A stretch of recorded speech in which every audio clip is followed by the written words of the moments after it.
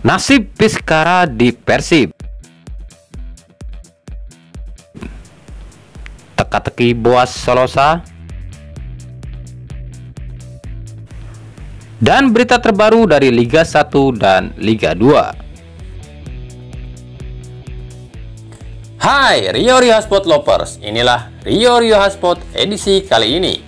Tapi seperti biasa, sebelum kita lanjut ke videonya, mohon dukung channel ini agar terus berkembang dan bisa memberikan berita-berita informatif yang semoga saja bermanfaat untuk kita semua dengan cara klik subscribe, aktifkan notifikasi loncengnya, like, share, dan juga komen.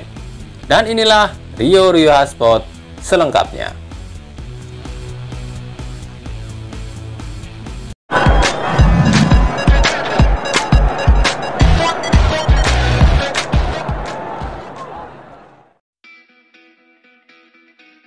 Di Persib Bandung kini memiliki 4 pemain naturalisasi, yakni Victor Igbonepo, Esteban Vizcara, Ezra Walian, dan McLeod. 2 pemain memiliki perannya masing-masing, yakni Victor sebagai bek tengah dan Ezra sebagai penyerang.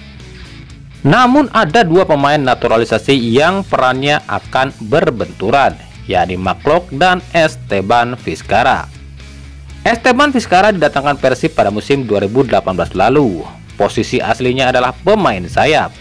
Namun seiring waktu dan bertambahnya usia, peran Vizcara lebih ditempatkan sebagai gelandang serang atau playmaker. Sebelum kedatangan McLeod, Vizcara selalu jadi pilihan utama Robert Reina Albert. Kini dengan datangnya McLeod, di manakah posisi Vizcara? Jika McLeod ditempatkan sebagai gelandang jangkar, ini artinya Persib harus memakai pola 4-4-2 di mana ada 2 jangkar, yakni Rashid dan McLeod. Dan Vizcara bisa tetap jadi winger atau sayap. Namun posisi ini pun sudah dimiliki oleh Freds Butuan dan Febri Haryadi.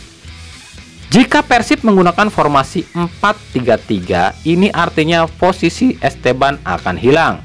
Karena hanya ada 3 gelandang, yakni Rashid, McLeod, dan Febri. Dan di depan ada Ezra, Wander, dan Joffrey.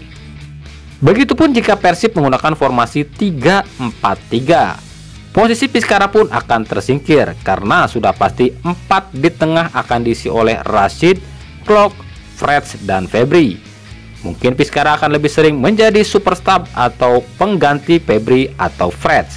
Kita tunggu saja.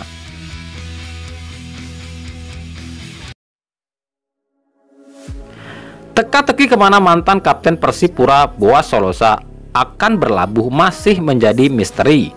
Sejumlah klub terus dikaitkan dengan Boaz.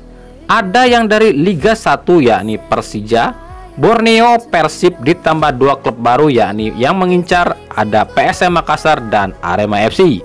Sementara di Liga 2 ada 2 klub yang berminat yakni Rans Cilegon FC dan PSG Pati.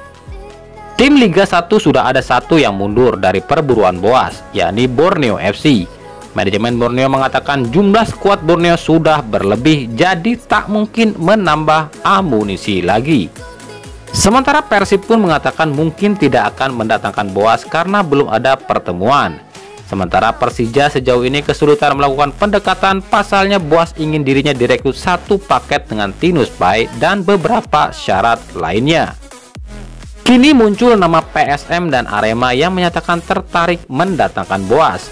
PSM memang sedang mengincar striker setelah sulit mendapatkan pemain asing dan hengkangnya beberapa striker seperti Patrick Wanggai dan Zulham Zamrun.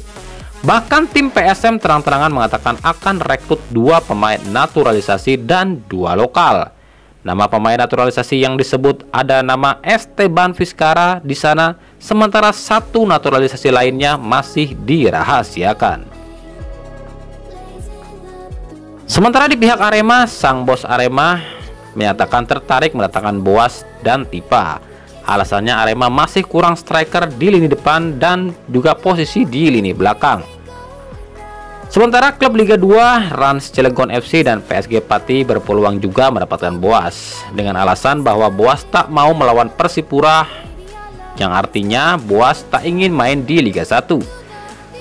Kemanakah Boaz akan berlabuh? Hengkangnya beberapa pilar dari Persija Jakarta membuat fans Persija atau yang disebut Jackmania geram dan khawatir timnya akan keropos. Maka para Jackmania ini mengadakan polling untuk memilih pemain yang harus didatangkan Persija Jakarta. Hasil polling ini nantinya akan diserahkan pada manajemen Persija dan akan dilaksanakan. Polling yang digelar di akun Instagram @informasijackmania ini setidaknya ada beberapa nama yang muncul. Dan dari 3 posisi yang dicari, yakni posisi depan, tengah, dan belakang. Di lini belakang ada 2 nama yang paling mendominasi, yakni Pratama Arhan dari PSIS Semarang dan Rizky Ridho dari Persebaya Surabaya.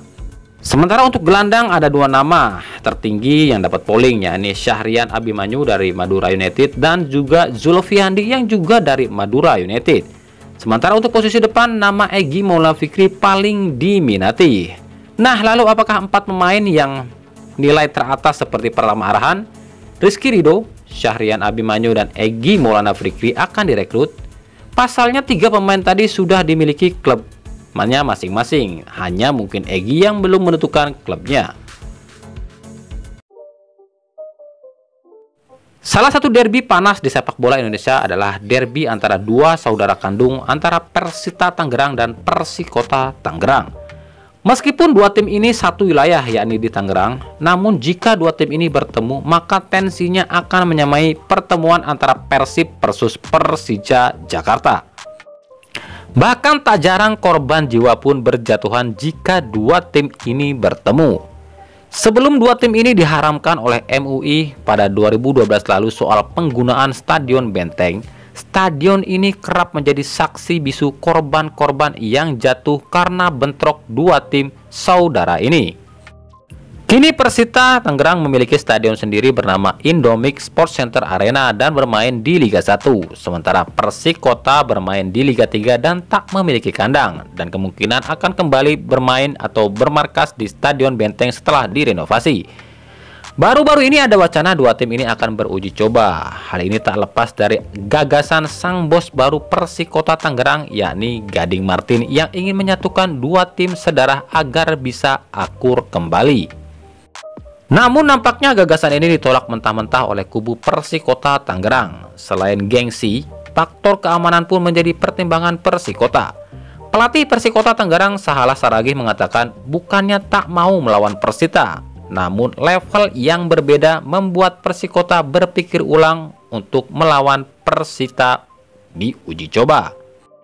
Kami ini tim Liga 3, jauh level kami jika harus lawan Persita yang Liga 1. Kalau lawan tim Liga 2 ya nggak apa-apa, kan masih bisa imbang. Kalau kami menang, otomatis keributan akan terjadi karena supporter Persita pasti nggak terima dan akan diejek oleh supporter Persikota. Gitu juga sebaliknya, ujar Saragih. Polemik yang dialami oleh tim PSM Makassar dengan Arema terus bergeliat. Hal ini didasari karena PSM merasa Arema tidak fair dan menikung tujuan PSM dalam perburuan Boas Solosa. Pihak PSM mengaku telah melakukan pembicaraan dengan pihak Boas dan tinggal menunggu kata sepakat. Namun tiba-tiba pihak Arema mengklaim telah melakukan negosiasi dengan Boas. Bahkan mengaku selangkah lagi akan mendatangkan Boas. Pihak PSM geram lantaran pihak Arema menganggap PSM tak punya uang untuk bisa datangkan Boas. Berbeda dengan Arema yang memiliki dana berlimpah dengan bos barunya.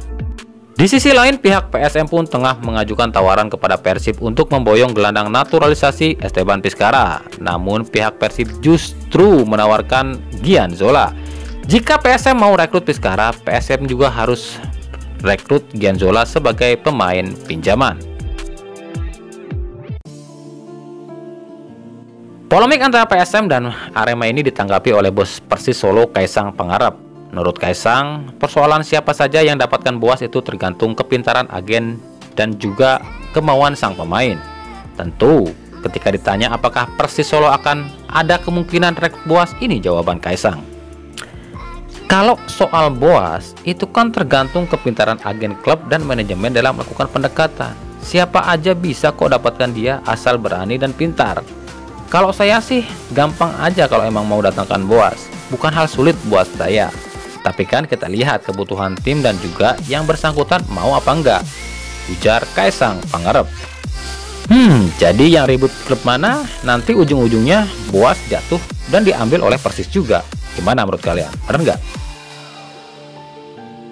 Nah, itulah tadi Rio Hotspot edisi kali ini. Ikuti terus berita seputar sepak bola khususnya Liga Indonesia dan pernak-perniknya hanya di Rio Hotspot. Terima kasih yang telah menyaksikan video ini dan mengunjungi channel ini. Kritik dan saran tetap kami nantikan di kolom komentar atau di media sosial kami di bawah ini. Sampai jumpa di video selanjutnya dan salam Rio Hotspot.